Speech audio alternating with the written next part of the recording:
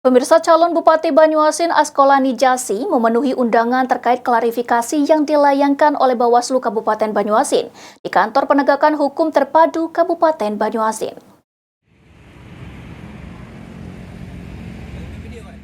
Calon Bupati Banyuasin nomor urut 1 Askolani Jasi memenuhi undangan klarifikasi yang dilayangkan oleh Badan Pengawas Pemilu Kabupaten Banyuasin pada Rabu siang di Kantor Penegakan Hukum Terpadu Kabupaten Banyuasin. Kedatangan mantan Bupati Banyuasin periode 2018-2023 ini terkait dengan laporan yang dilayangkan oleh tim kuasa hukumnya kepada salah satu organisasi masyarakat. Askolani hadir di Gakumdu Banyuasin, Pangkalan Balai Kecamatan Banyuasin 3 didampingi Ketua Tim Kuasa Hukum Dodi serta rombongan. Selama kurang lebih 3 jam, Askolani memberikan keterangan di hadapan Kepala Divisi Laporan Bawaslu.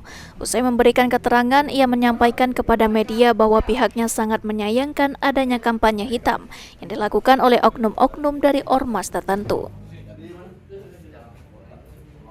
Jadi hari ini kita resmi memenuhi undangan atau panggilan istilahnya dari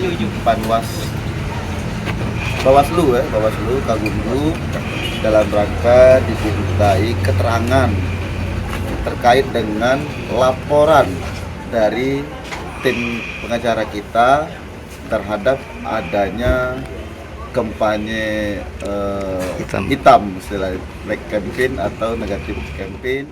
Sebagai Ketua DPC PDI Perjuangan Kabupaten Banyuasin, Askolani menegaskan bahwa laporan tersebut tidak dimaksudkan untuk merusak pihak lain, melainkan sebagai bentuk edukasi kepada masyarakat tentang pentingnya melek hukum dan politik.